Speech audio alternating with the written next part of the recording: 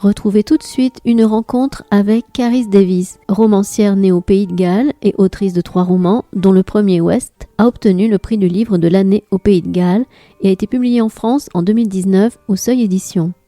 Elle présentait mercredi 28 janvier 2026 à la librairie Ombre Blanche Éclaircie, prix du meilleur livre étranger 2025, paru aux éditions La Table Ronde. Une rencontre envoûtante et inattendue entre 2 inconnus aux confins de l'Écosse en 1843, prenant pour cadre les Highlands Clearance qui ont vu au XIXe siècle les communautés de ruraux chassés de leurs terres au nom d'un programme d'expulsion forcée. La discussion était menée par la libraire Kim Dagron.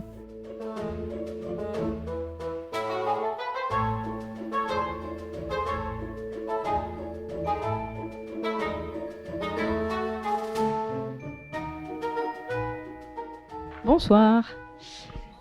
Merci d'être avec nous ce soir et d'avoir bravé la fraîcheur d'une soirée de janvier pour nous rejoindre. Merci évidemment à Caris Davies de nous faire le plaisir d'être avec nous pour parler de son dernier livre traduit en français qui s'appelle Éclaircie.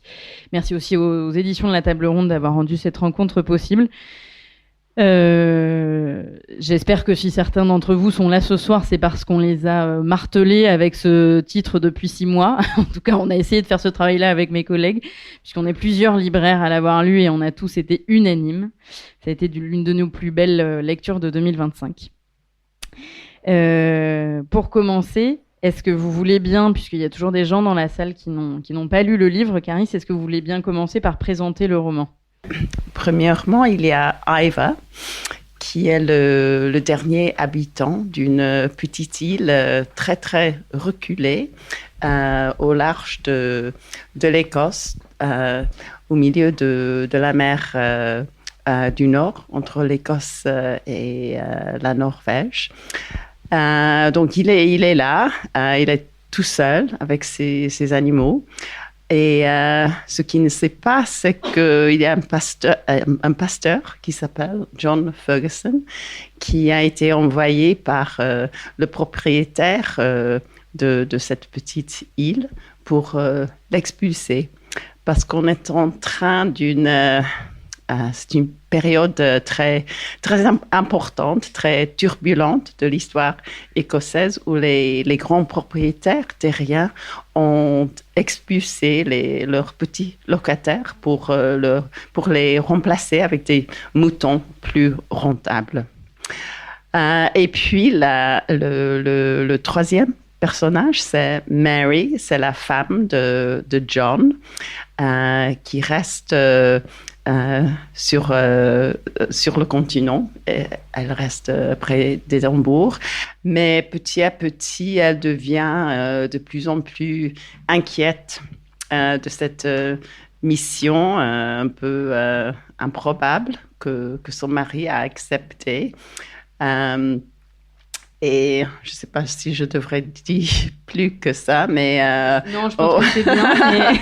oui, mais il faut peut-être dire aussi qu'il y a une raison pour laquelle John, le pasteur, a accepté cette mission. C'est qu'il y a un autre bouleversement social qui est arrivé à cette époque, en 1843, c'est-à-dire en anglais on appelle ça the Great Disruption. C'est un schisme dans l'Église établie presbytérienne de l'Écosse, où un tiers des pasteurs ont quitté l'Église pour commencer une nouvelle Église. Et en faisant ça, ils ont renoncé à leurs églises, à leurs maisons et à tout argent qu'on leur paye pour faire ça. Alors, c'est pour cette raison que John se trouve sans le sou. Il s'inquiète beaucoup de l'argent, comment il va faire, comment il peut être marié. Et il est récemment marié à Mary, donc c'est pour ça qu'il a accepté cette mission. Merci. C'est un roman effectivement sur lequel je trouve qu'il ne faut pas en dire trop, donc ça a été.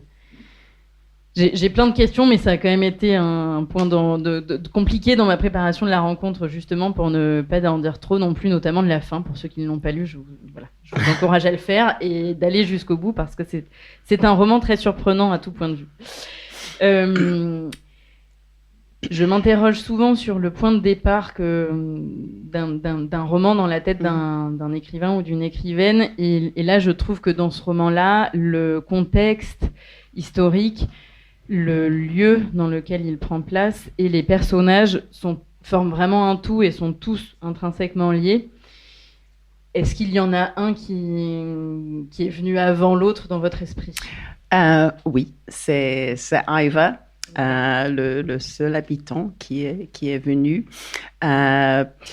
parce que il y a 15 ans, je crois, je suis tombée par hasard sur un vieux dictionnaire d'une langue éteinte qui s'appelle la Norne, qui était parlée jadis aux îles Orcades et Shetland.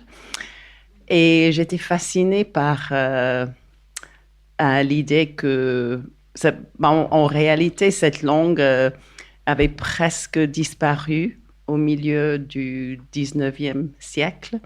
Et j'étais fascinée par l'idée qu'il existait, qu'il pouvait exister un homme qui parlait toujours cette langue. Mais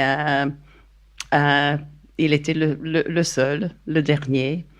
Et pendant plusieurs années, j'ai vécu dans mon esprit avec cet homme. Je pouvais le voir sur cette petite île. Et j'avais ces mots. Il y a à peu près 10 000 mots dans ce dictionnaire.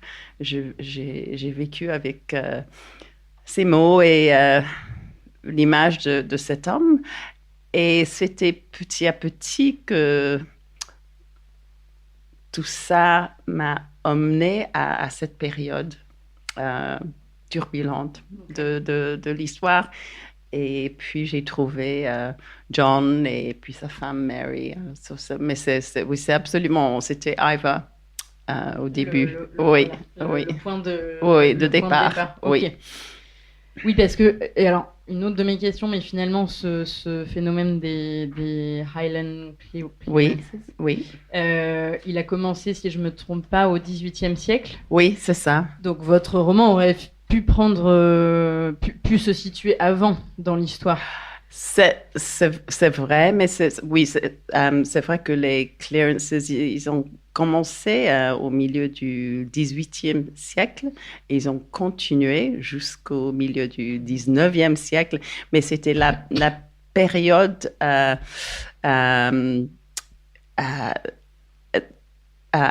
la fin qui était la plus brutale, vraiment coercitive. Les paysans, ils n'avaient pas de choix. Les propriétaires avaient tout le pouvoir. Et j'étais très intéressée au rôle de l'Église dans les clearances aussi, parce que ça, oui, on peut parler de ça. Oui. Oui, et c'est justement ce qui relie les deux. C'est de l'avoir situé avec ce personnage de pasteur qui choisit. Oui, parce que personnellement, je connaissais un peu des clearances, mais je connais très peu de ce schisme dans l'Église. Et ce qui m'a surpris, c'était que je m'attendais à ce que l'Église aurait été le défendeur des pauvres, mais pas du tout, parce que cette doctrine presbytérienne, c'est une doctrine, moi je la trouve assez cruelle en fait, parce que selon la doctrine, la souffrance de ces petits locataires, la souffrance leur était arrivée selon la volonté de Dieu. Alors, l'Église ne les défendait pas. Oui, c'est ça, c'est pratique. Oui, et effectivement, vous en avez fait aussi l'ironie du destin de ce personnage, John Ferguson, qui va choisir l'Église libre d'Écosse, qui s'engage donc contre les pratiques des propriétaires terriens, de choisir c'est ça.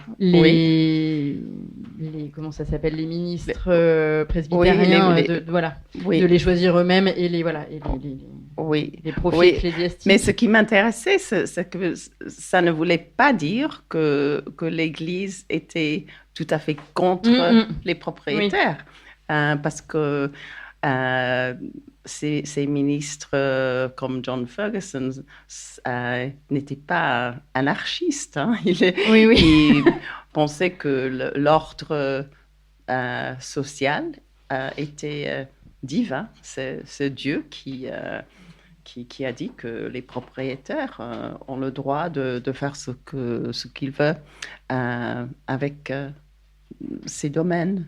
Oui, c'est ça. C'est ça. C'est pas un schisme qui se fait pour ces raisons-là. Oui. Il y a beaucoup plus de nuances que. Oui, que ça. Et donc c'est ça, parce que justement, en tout cas, quand on lit le roman, on se dit que c'est ironique que ce personnage de John Ferguson finalement finisse par travailler pour un propriétaire terrien. Voilà, c'est ça. Oui. Voilà. Et vraiment au début, il est un petit. C'est vrai qu'il est un peu inquiet, mais ça, c'est plutôt qu'il a peur un peu de se rencontrer, mais il ne trouve pas cette mission moralement répréhensible, tandis que Mary, sa femme, elle a ses... elle est plus critique. Oui. C'est ça. Oui, mais elle, c'est une femme de son temps. Elle, au début, elle se tait, enfin. Oui. Mais j'avais relevé juste un passage justement qui, je trouve, illustre parfaitement ce qu'on vient de dire, que je vais lire rapidement. Donc, qui parle d'un personnage qui s'appelle Henry Lowry, qui est donc le riche propriétaire terrien pour lequel John Ferguson va être amené à effectuer une mission. Ce que pensait Henry Lowry de la rupture de John Ferguson avec l'Église établi n'est consigné nulle part. S'il était irrité par la révolte de l'Église libre d'Écosse contre le droit des propriétaires terriens tel que lui a conféré des bénéfices ecclésiastiques aux pasteurs de leur choix, ou pour dire autrement, à distribuer les faveurs à leur guise, il le garda pour lui. Le plus favorable, c'est qu'à ses yeux, il n'y ait guère eu de différence. Le plus probable, c'est qu'à ses yeux, il n'y ait guère eu de différence entre un ministre presbytérien et un autre, pas un seul à sa connaissance n'ayant protesté contre le fait qu'on chasse les gens de domaines comme le sien pour les remplacer par des moutons. Qu'ils fussent restés au sein de l'Église établie ou bien partis rejoindre la nouvelle, cela n'y changeait rien, il s'était tenu à l'écart de ses affaires. Donc finalement, pour les propriétaires terriens, ça n'a pas changé grand-chose. Non, et c'est pour ça que Henry Lowry pense que John Ferguson serait un bon émissaire, parce qu'il peut expliquer à Iva que ça se déroule selon la volonté de Dieu. Et il n'a pas le choix. Et alors, est-ce que cette politique justement des évictions de ces terres-là, elle trouve encore des conséquences dans l'Écosse actuelle? Est-ce qu'on en voit encore les traces? Oui, je me promène beaucoup dans les montagnes. Oui, on voit, pas partout, mais on voit les restes, les ruines. Et c'est vrai, je crois que dans l'Écosse, comme pays, c'est le pays le plus... je crois que comment on dit ça? Quelque chose comme 90% de la Terre appartient à un très petit nombre de gens. Je crois que c'est... Oui, toujours. Alors ça... Et j'étais à une librairie dans les Borders, c'est dans le sud de l'Écosse, et le librairien m'a dit que c'était pareil, le domaine local, il y avait le propriétaire, il y avait un facteur, et ça n'a pas beaucoup changé. Et en ce moment, il y a une crise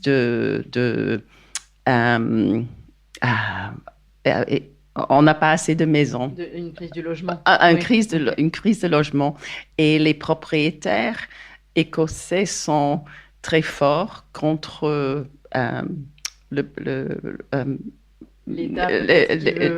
nouveaux logements. Ah, oui. Voilà, Okay. ouais. Ils veulent garder le droit de propriété sur leur terre. Oui. Okay. Donc c'est un pays qui est composé de beaucoup de parcelles privées. Oui, c'est ça. Okay. Oui. Okay. Oui. Et alors je sais que l'île dont il est question dans Éclaircie n'existe pas. C'est une île que vous avez inventée. Oui. parce que je savais que cette langue avait presque disparu vers le milieu du 19e siècle. Donc l'île a dû être très, très reculée. C'est pour cette raison que je l'ai mise entre la Norvège et les Shetland. Oui. Et oui, parce que effectivement, j'ai cherché sur une carte et je n'ai pas trouvé de point. Voilà. Non, mais les Shetland sont quand même loin de la côte. De la côte, oui, mais un peu plus loin que ça. Et est-ce que ce genre donc sans parler de cette île précisément puisqu'elle n'existe pas, mais est-ce que ce genre de territoire aujourd'hui, comment sont-ils occupés ou ne sont-ils pas occupés justement Il y a des petites îles dans les Orcades, dans les Shetland, en fait, qui sont occupées par des moutons, comme l'île de Iva. Et quand j'ai écrit le roman, je me suis rendu compte que j'avais mis les moutons, un type de mouton qui ne survivrait pas sur cette île. Et je suis allée parler avec un fermier, un élevé de moutons aux Orcades. Et il m'a expliqué, non, ce sont des moutons très petits, avec des jambes assez longues. C'est un type très particulier qui peuvent survivre dans des conditions affreuses. Mais on peut les laisser. On peut les laisser. On visite l'île 3 fois par an et ils vont bien. Donc ça, c'est voilà. Il y a effectivement toujours un héritage de ces clearances. Beaucoup d'îles sont peuplées de moutons. Oui. Oui. Et est-ce que, alors moi, dans mes souvenirs de lecture, je n'ai pas souvenir d'avoir lu justement d'autres romans sur cette période-là, mais est-ce que c'est une période qui a été beaucoup traitée dans la littérature écossaise, anglaise de manière générale? Pas vraiment. On lit beaucoup sur le mildiou en Irlande, quand les gens... la famine. La famine, voilà. Oui. Mais il y a très peu de gens qui savent que la même chose est arrivée en Écosse au milieu du 19e siècle, parce que ce qui s'est passé, c'est que les propriétaires, quand ils sont expulsés, leurs locataires, ils ont donné aux locataires des petits morceaux de terre, vraiment pas assez grandes pour nourrir leur famille. Alors, ils ont élevé les pommes de terre. Et c'est tout ce qu'ils avaient. Alors, donc, quand le mildiou est arrivé, ils ont commencé à s'affamer. Ok. Et donc, il y a assez peu de romans sur le sujet, même des romans qui dateraient de la fin du 19e ou du début du 20e, on en trouve assez peu qui parlent de ça. Oui, okay, d'accord. Oui, je rencontre des lecteurs tout le temps qui me disent je ne savais rien de ce sujet. Et quant au schisme dans l'Église, alors là... Aussi des lecteurs écossais, justement. Oui. Ah ouais, oui, ok, d'accord, oui. Quand j'ai fait des recherches justement pour le contexte historique sur le schisme, mais je me suis dit que c'était peut-être juste en France, mais j'ai trouvé très très peu de sources effectivement qui expliquaient un petit peu. Et alors quand c'était fait, ça ne m'est pas paru très clair, donc. Oui, mais à l'époque, c'est quelque chose de énorme, d'importance. Oui, c'est ça. Oui, j'imagine bien. Alors, c'est une question que je vous ai pas posée, mais en fait, juste pour revenir sur sur la religion, est-ce que la religion, c'est aussi un thème qui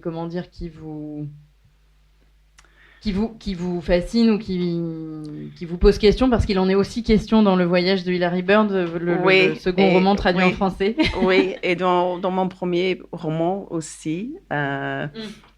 Oui, et dans West aussi, pardon, c'est vrai, pas de la même manière, mais dans les questions aussi. Oui, le héros, si on peut l'appeler ça, il a perdu sa foi. Oui. Mais je ne sais pas si je vais trop dire, si je dis que c'était très important pour moi que John Ferguson, le pasteur, ne perd pas sa foi dans ce roman. Okay. Mais j'étais très intéressée comment il allait peut-être changer quand il rencontre Iva, quand il commence à entrevoir le monde, la vie, la possibilité de diriger le cours de sa vie. Alors, mais oui, c'était plutôt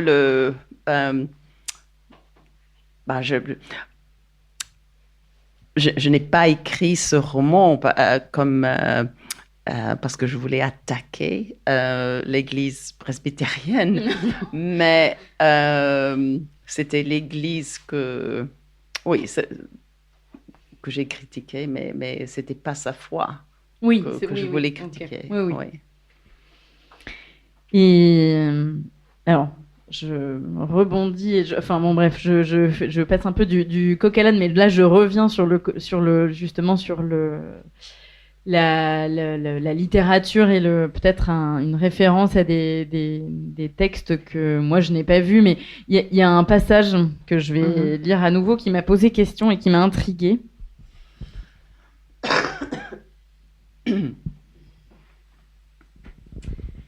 Donc on est au moment où John Ferguson il est arrivé sur l'île et il a perdu conscience, il est inconscient depuis plusieurs jours et donc il commence à se réveiller mais il a des petits défauts de mémoire. Qu'aurait dit Adam Grant, le vieil ami de John Ferguson rencontré à l'université s'il avait assisté à la scène? Alors là, je saute juste un paragraphe. Eh bien, pour commencer, le grand lecteur qu'il était se serait sans doute plaint de cette mode chère aux plus misérables romanciers contemporains d'infliger à leurs personnages des pertes de mémoire aussi catastrophiques que prolongées, qu'il aurait fort probablement qualifié de piètres procédés narratifs, rendant plus compliqué encore une suite d'événements qu'il était déjà bien assez. Ce passage-là m'a intriguée parce que je trouve qu'en fait, tout d'un coup, on se décentre un petit peu de la scène, en fait, et que c'est un passage sur la littérature, et je me suis demandé ce qu'il pouvait bien vouloir dire. Oui, c'était un peu parce que je ne sais jamais ce qui va se passer dans mes romans. J'écris les scènes et puis quelque chose arrive et quelque chose d'autre arrive. Et puis, oui, comme vous avez dit, à peine arrivé, John Ferguson, il tombe d'une falaise, il devient inconscient. Et il y avait quelque chose en moi comme écrivaine qui m'a dit, ça je ne veux pas tricher le lecteur. Je crois que c'était quelque chose de un peu bas. Je sais pas ça, d'utiliser cette perte de conscience. J'ai vu une série à la télé, c'était très bête, où il y a un homme qui a perdu sa mémoire et ça continue pendant trois séries. Il ne se souvient de rien. Oui, okay. Alors, toute l'histoire est construite sur le fait qu'il ne se souvient de rien. Et je ne voulais pas faire ça. À mes lecteurs. Ok, voilà. Donc c'est la question qu'on se posait, parce que j'en ai parlé avec un collègue tout à l'heure en lui faisant lire le passage et je lui dis mais qu'est-ce que t'en penses ? Est-ce que justement c'est un clin d'œil, une connivence avec le lecteur pour votre travail à vous, ou lui se posait la question si c'était pas plutôt une référence à des textes justement plus anciens, une littérature du 19e siècle qui aurait pu justement. C'est vrai que c'était ce sorte de récit, d'intrigue, était très, très populaire. Voilà, c'est ça. Oui. Okay, c'est la question qu'on se posait. Et je crois que je voulais signaler au lecteur que ça ne va pas durer maintenant tout le pas reste d'inquiétude. Oui. On va reprendre le contexte normal des choses. Oui, il va reprendre sa connaissance. Oui, c'est ça. Et le titre en français, il peut déjà avoir au moins un double sens, mais le titre en anglais, c'est Clear. Oui. Et là, pour le coup, effectivement, il y a une vraie polysémie. Est-ce que c'est vous qui l'avez choisi, ce titre en anglais ?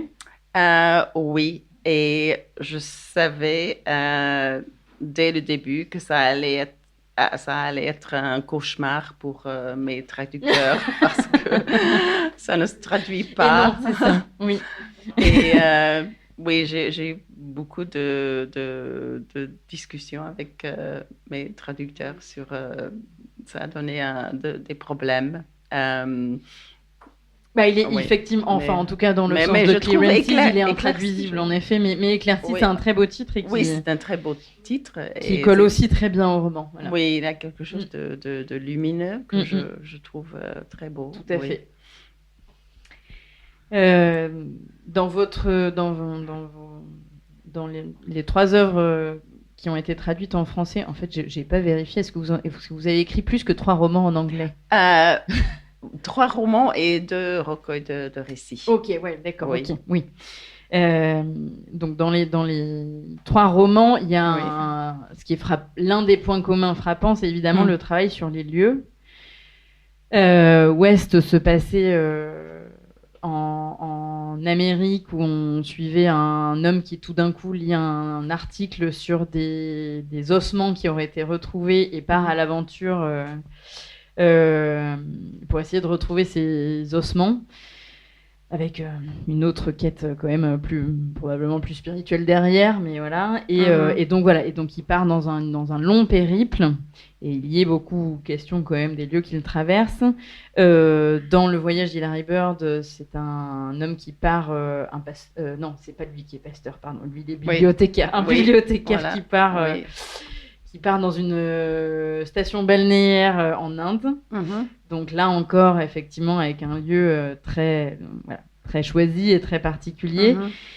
Et dans Éclairci, évidemment, cette île qui donne tout son sel au roman. Comment est-ce que vous les choisissez, ces lieux, à chaque fois ? Et voilà, est-ce que c'est quelque chose sur lequel vous aimez particulièrement travailler ? Oui, je ne dirais pas que je les choisis, c'est plutôt les endroits qui me choisissent. Et bon, en fait, avec West, cet homme qui part en aventure, qui cherche ces animaux. je ne sais pas pourquoi, mais je suis très, très attirée aux hommes d'un certain âge qui se trouvent dans les situations, les endroits pour lesquels ils ne sont pas du tout préparés. Et j'aime les forcer de quitter leur quotidien et j'aime voir comment ils vont se débrouiller dans ces situations compliquées qui vont les changer. Oui, mais c'est presque toujours les hommes. Mais il y a aussi des femmes. Dans l'histoire en Amérique, il y a l'homme, il a une petite fille qui est très forte. Et puis en éclaircie, il y a Mary, la femme de John, qui joue un rôle très important aussi. Mais au centre, au cœur, il y a toujours ces hommes un peu... ils sont toujours un mélange de différentes qualités. Ils sont curieux, mais aussi un peu curieux et courageux, mais aussi un peu timide et Oui. En même temps un peu étroit.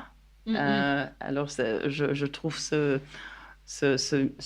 mélange fascinant. Oui, parce que c'est ce que... Effectivement, ce sont toujours des personnages qui sortent de leur zone de confort. Alors, c'était une de mes questions, justement. Pourquoi est-ce que c'est toujours des hommes? Et je me demandais justement, parce qu'effectivement, les personnages féminins qui sont importants, un tout petit peu plus secondaires, mais qui ont quand même toujours leur importance, sont quand même des personnages malgré l'époque dans laquelle elles évoluent, ce sont toujours des personnages quand même très forts. Mais en effet, ce ne sont jamais elles qui partent à l'aventure. Donc je me posais la question de si vous envisagiez un jour de peut-être de renverser l'équilibre de ce côté-là. Je ne parle jamais de ce que j'écris en ce moment, mais il faut voir. Bon, okay.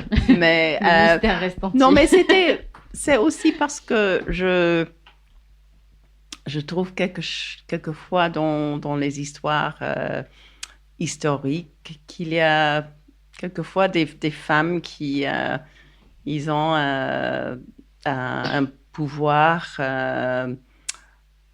qui n'est pas de l'époque. Ils ont trop de pouvoir. Alors, dans l'Ouest, l'histoire qui se déroule en Amérique, la fille, elle a 12 ans. Elle ne peut que rester chez elle. Vous voulez dire que ce ne serait pas réaliste? Oui, alors les femmes sont plutôt... ils sont dans les situations contraintes, mais dans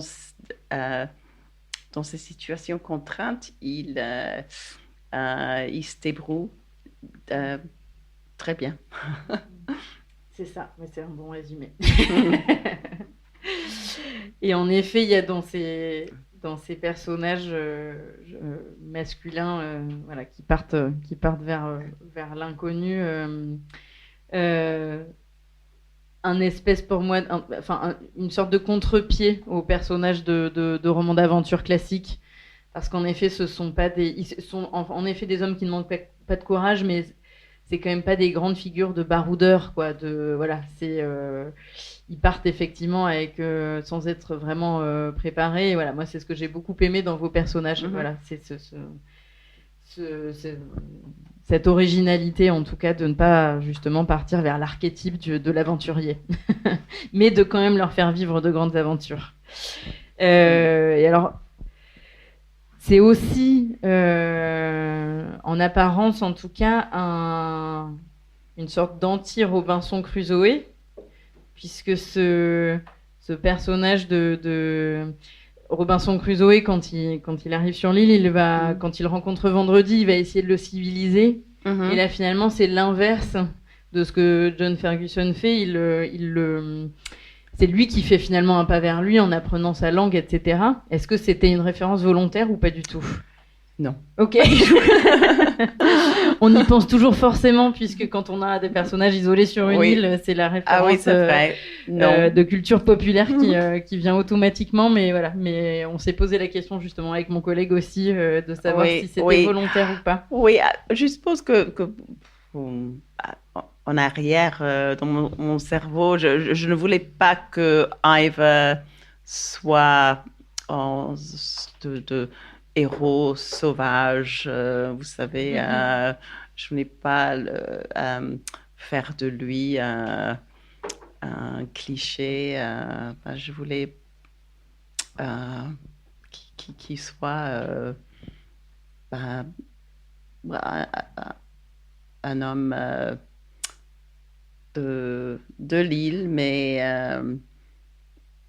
non, mais pas.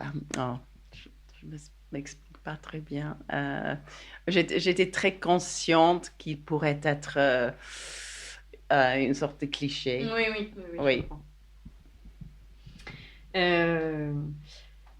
Et alors un autre des points communs qui lie vos romans, en tout cas Éclaircie et le voyage d'Hilary Burns, c'est que c'est un retour à une certaine forme d'essentiel, en tout cas aux choses simples.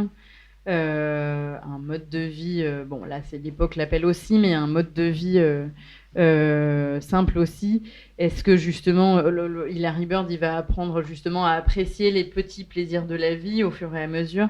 Est-ce que c'est quelque chose qui vous importe de donner ce message-là entre guillemets dans vos romans? Je ne dirais pas que je pense à délivrer un message. Un message. C'est vraiment que je commence avec des complications et mes personnages et je suppose que je les pousse un peu, je les pousse et je veux voir comment ils vont sortir. Mais c'est vrai que je suppose que si j'ai une philosophie, c'est que ce qui est important dans nos vies, c'est ce que nous faisons finalement. Alors, dans tous mes romans, je dirais qu'il y a des moments où les personnages sont forcés à faire une décision quelconque. Oui. Moi, je les pousse dans un coin très, très difficile. Dans un retranchement, voilà, c'est ça. Oui, ok. Et alors tout à l'heure, on a parlé justement, on a rapidement évoqué la présence du langage dans le roman, et c'est une présence très importante. Vous avez parlé de ce dictionnaire sur lequel vous êtes tombé. Parce que donc dans le roman, pour ceux qui ne l'ont pas lu, les deux personnages ne parlent pas du tout la même langue et au départ, quand ils se rencontrent, ne se comprennent pas du tout. Et en fait, au fur et à mesure, John Ferguson va apprendre, juste par l'observation et parce que va lui dire Ivar, quelques mots de la langue d'Ivar, et c'est comme ça qu'ils vont apprendre à communiquer. Et c'est même finalement comme ça que se fait la véritable rencontre. Est-ce que vous pouvez nous parler un petit peu plus justement de cette importance du langage entre ces deux personnages et de manière générale dans le roman? Oui, je m'intéresse toujours au langage dans mes romans. Je m'intéresse à la façon de laquelle les mots nous aident à communiquer, mais aussi comment les mots souvent nous trompent. Alors, et dans ce roman, il y a une sorte de paradoxe parce que John Ferguson, il fait de grands efforts à comprendre les les nuances et les subtilités de la langue d'Iva, mais en même temps, il y a beaucoup de choses, sa mission, par exemple, dont il ne parle pas. Il y a beaucoup de mensonges, pas beaucoup, mais il y a de grands mensonges et de secrets que les deux hommes ne disent pas l'un à l'autre, ni à eux-mêmes. Alors, j'ai trouvé cette situation m'a beaucoup intéressée, tandis que les deux hommes, à la surface, ils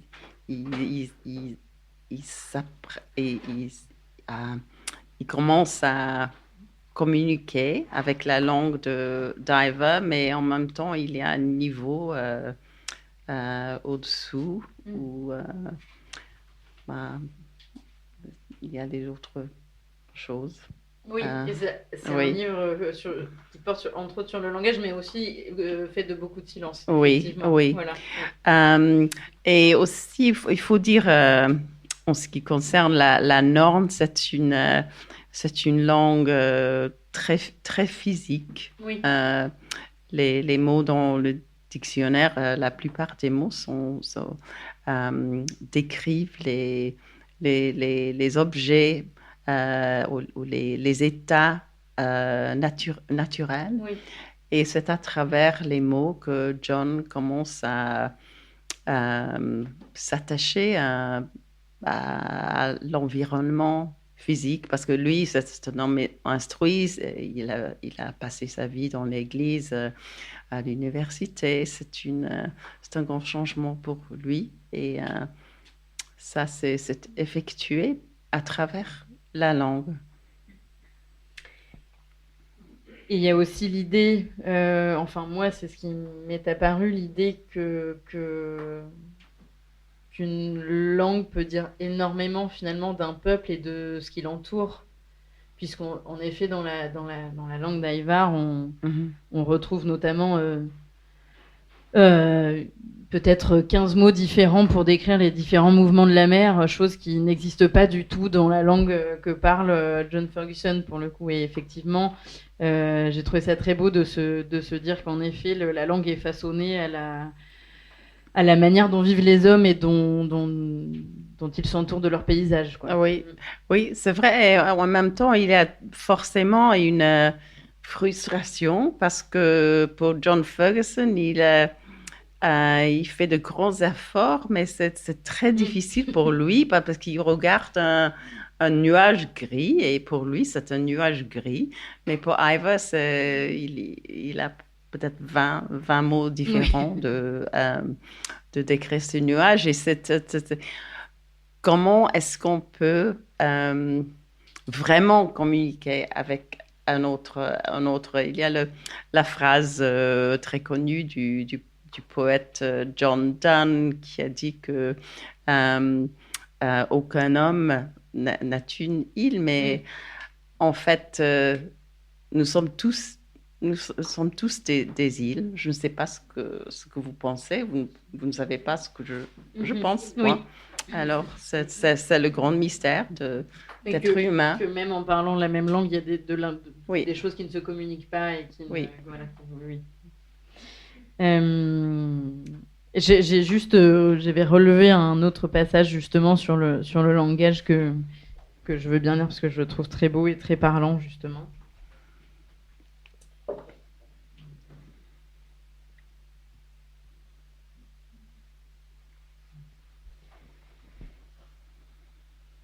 Donc,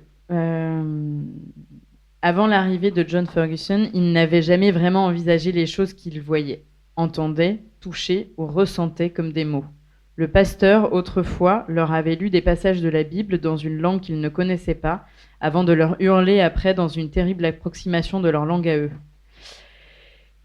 Mais il était étrange de concevoir, disons, une fine brume de mer ou le vent froid du nord-est qui soufflait au printemps et nuisait à l'avoine comme des choses solides sur un bout de papier qu'on pouvait toucher. Il se demanda en contemplant ces colonnes de mots qu'il était incapable de lire pas plus ceux à gauche dans la langue de John Ferguson que ceux dans la sienne à droite, s'il existait un mot dans la langue de John Ferguson pour désigner l'excitation qu'il ressentait en faisant glisser son doigt le long de la ligne tracée entre les deux colonnes, laquelle lui semblait relier leurs vies respectives de la plus solide des manières, les mots pour lait et ruisseau et pour le scarabée aux ailes bleues qui ne volait pas et vivait sur la pâture de la colline, les mots pour flétan et étable et le nœud simple qu'il faisait pour bloquer la longe de la vache, les mots pour maison et pour beurre, pour bruyère et petit lait, pour goémon de mer et poule. C'était comme si jusqu'à présent, il n'avait pas vraiment compris sa solitude, comme si l'arrivée de John Ferguson l'avait changé en quelque chose qu'il n'avait jamais été ou pas été depuis très longtemps, en partie frère et en partie sœur, en partie fils et en partie fille, en partie mère et en partie père, en partie mari et en partie femme. Je trouve ce passage très beau justement parce que voilà. Notamment sur le pouvoir des mots, et même pour celui qui parle la langue dont il est question, finalement, c'est le fait de la partager avec quelqu'un d'autre lui donne une toute autre consistance et résonance. Oui, c'est bouleversant pour Iva, parce que c'est un moment où John reprend connaissance, et pour Iva d'être regardée par un autre être humain, et puis quand il commence à parler, d'être écouté, c'est totalement bouleversant pour lui. Et quand on est en plus le dernier à parler une langue, en effet, j'imagine bien que tout d'un coup, la partager, la transmettre à quelqu'un d'autre, en effet, c'est un bouleversement. Pour parler un petit peu de votre écriture, ce qui est assez fascinant, je trouve, c'est la concision de votre écriture, tout en étant dans une énorme précision. Comment est-ce que vous travaillez justement sur cet aspect intense et est-ce qu'il y a une sorte de est-ce que vous procédez en élaguant pour aller vers le noyau dur justement? Ça dépend. Il y a des scènes, il y a des phrases qui viennent à peu près comme elles sont dans le roman. Il y a beaucoup qu'on peut faire avec une phrase comme ça. Et ça, pour moi, c'est incroyable quand une petite phrase arrive, et je sens l'intrigue change et aller dans une direction que je n'avais pas prévue. Et en même temps, c'est aussi vrai que j'écris beaucoup, et il y a beaucoup de scènes, beaucoup de phrases, beaucoup de pages qui tombent par terre. Alors, c'est vraiment pas un seul processus. Oui. Beaucoup de Alors, choses la première scène, par exemple, où John Ferguson il arrive au milieu d'une tempête, cette scène, je l'ai écrite presque comme elle est dans le roman. Et quand j'ai écrit cette scène, finalement, je me suis dit, j'ai le début du roman, mais j'ai écrit cette scène après plusieurs années de rêver à Iva, et je n'avais pas trouvé le moment du début. Le déclencheur. Oui. Et effectivement, elle est frappante cette scène. Moi, j'adore les débuts de romans justement comme ça. Enfin, on rentre directement dans le vif du sujet et on est intrigué dès le départ, donc elle fonctionne extrêmement bien. Il y a autre chose dans votre écriture, c'est que notamment il y a beaucoup de descriptions de climat, de paysages qui pourraient en fait faire penser à des tableaux, ou en tout cas je pense que c'est souvent une source d'inspiration peut-être pour certains auteurs, mais je trouve que dans vos descriptions, rien n'est figé. Sont des scènes extrêmement vivantes et dans lesquelles il y a énormément de poésie. Il y a quelque chose aussi de très visuel. Est-ce que justement certaines scènes vous apparaissent vraiment comme des images? Toujours. Okay. Je ne peux rien écrire sans les voir. Il faut que je les vois devant mes yeux. Devant vos yeux. Oui. Okay. Et j'ai relevé une phrase notamment qui, je trouve, pas résume, mais en tout cas est à l'image, en effet, de l'écriture de ce roman. Il pressa la mer du mieux qu'il put, hors des manches et des poches de son manteau, et sautilla sur place dans ses chaussures gorgées d'eau pour tenter de se réchauffer. Il pressa la mer, moi, c'est une image qui m'a frappée parce que je trouve que juste avec un seul mot, au lieu de dire l'eau, en fait, vous rendez toute la poésie de la scène, justement. Voilà, juste avec le changement d'un simple mot qu'on aurait pu utiliser à la place. Voilà. Dans le décor que vous peignez, je trouve que, et pour moi c'est la marque des grands auteurs et des grandes autrices, on ne sent absolument pas le travail derrière, mais néanmoins j'imagine que vous avez quand même effectué un gros travail de recherche alors que ce soit sur le contexte historique, mais aussi sur les lieux justement, sur les descriptions des paysages et les descriptions des modes de vie et des objets peut-être de l'époque. Il y a peu d'objets, mais il y en a quand même quelques-uns. Honnêtement, l'île et les aspects de l'île, je connais les orcades, alors j'ai mes impressions personnelles, mes propres expériences, mais c'était les mots dans cette langue qui m'a inspirée. Dans ce dictionnaire, c'est ça? Oui, ouais. Et il y avait j'ai trouvé beaucoup de poésie dedans, et c'était vraiment... pour vous donner un exemple, il y a 3 collines sur l'île. Il y a une colline ronde.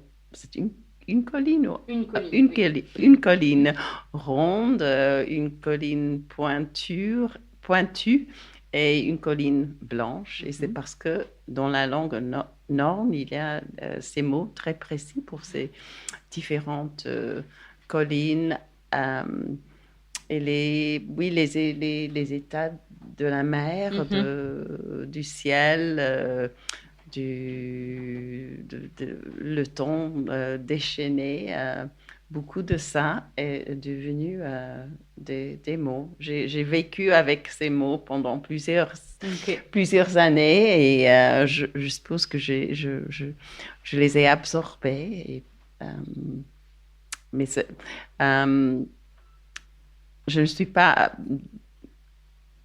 Durant l'écriture, je ne suis pas allée aux Orcades ou au Shetland. Je ne pense pas que c'est utile d'être là, faire des notes. Et il faut rêver et oui, justement, imaginer. Ça laisse plus de place à la fiction. Et même sur le mode de vie, justement. Oui, c'était aussi c'était les mots. Par exemple, la maison de Iva, si vous voulez, je l'ai construit des mots. Il y a un petit trou pour laisser échapper la fumée. Il y a son toit avec ses cordes avec des poids pour que les toits ne s'échappent dans le vent. Et après avoir fini le roman, je suis allée dans un musée à Édimbourg où je vis. Ils avaient une petite maison des orcades qu'ils avaient reconstruit.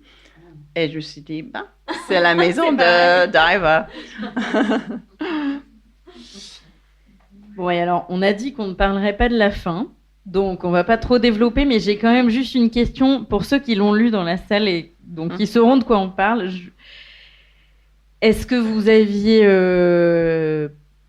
prévu tous les liens qui uniraient vos personnages dès le début ou pas? Pas du tout. Ok. Non. Non. Donc ça a été jusqu'au bout une surprise pour vous aussi? Ok. Oui, absolument, oui. On a eu des grands débats dans l'équipe pour savoir si c'était prévisible ou pas. Enfin, si ça avait été amené ou pas avant, voilà. Mais nous n'en dirons pas plus. Non, parce que quand j'écrivais le roman, c'était pendant le Covid. Et j'ai donné des chapitres à mon mari à lire. Et il arriverait à la porte de mon bureau et il dit « Mais qu'est-ce qui va se passer maintenant ?» Je sais pas.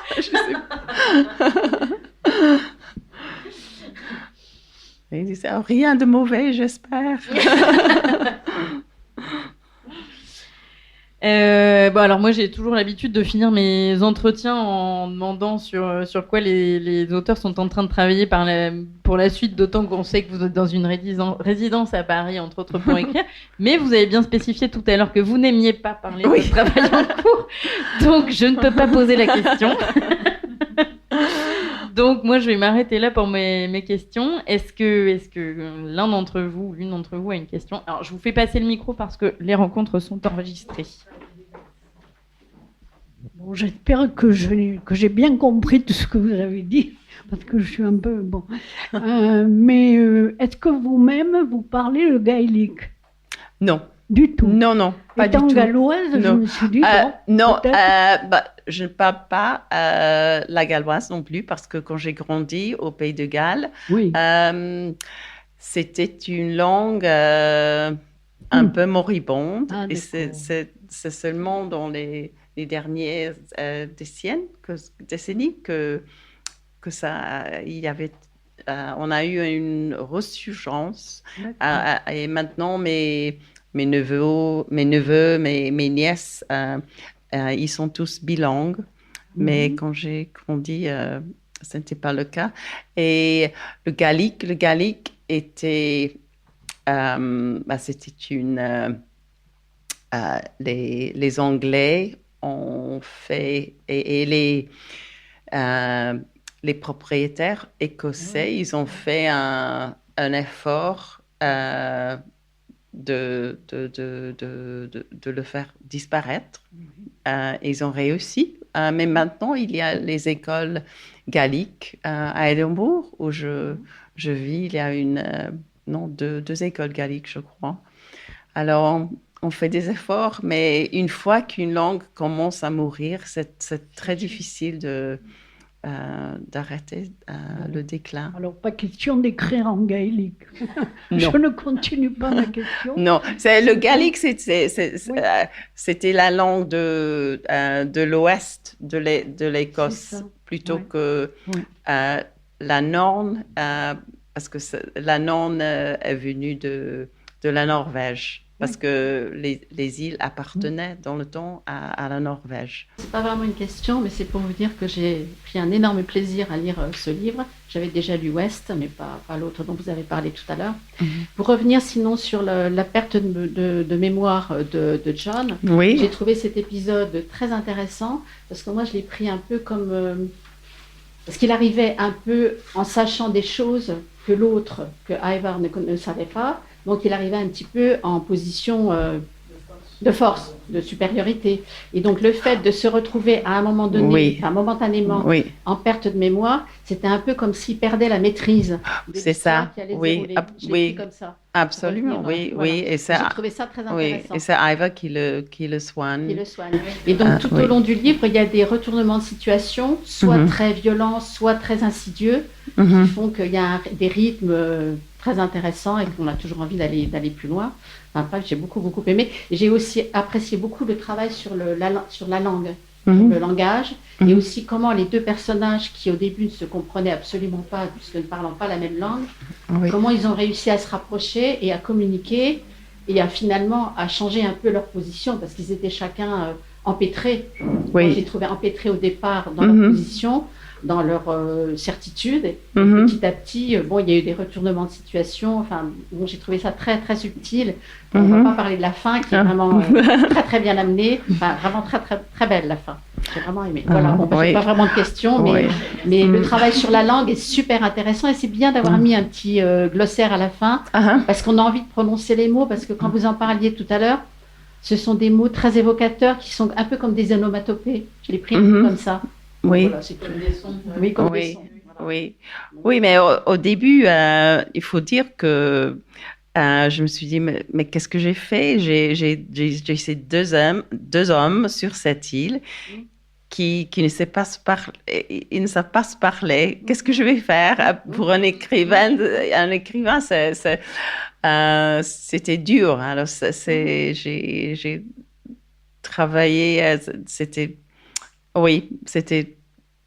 C'est pas facile d'avoir deux personnages qui ne peuvent pas Mais c'est intéressant parce que justement, parler.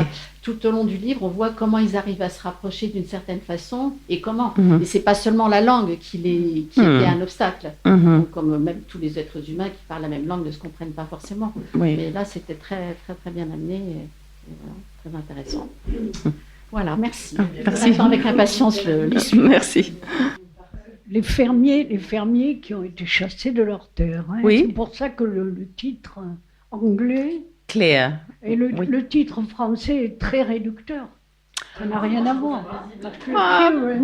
Mais bon, mais famille. Enfin, pour il moi, n'existe mais pas un mot équivalent, mais je trouve éclairci, je trouve ce titre très beau. Bien Vraiment, sûr. oui. Donc, ils ont émigré où?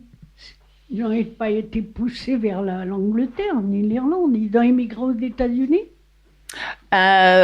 Aux États-Unis et aussi dans les grandes villes du sud de l'Écosse, Glasgow, Edinburgh, aux usines, parce que c'était pendant la révolution industrielle aussi.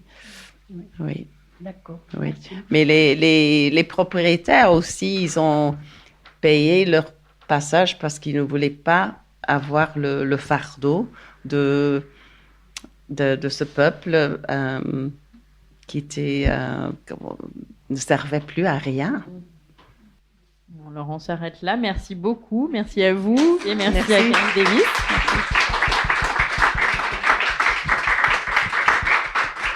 Et si certains d'entre vous veulent faire signer leur livre, je pense que Caris Davis acceptera. Voilà. Et si jamais vous n'avez pas votre exemplaire, il y en a en vente là-bas. Le roman de Caris Davis, Éclairci, est publié aux éditions La Table Ronde. Vous avez pu écouter à l'instant une rencontre enregistrée mercredi 28 janvier 2026 à la librairie Ombre Blanche et réalisée et mise en onde par Radio Radio en collaboration avec Radio Radio Plus et Radio Terre.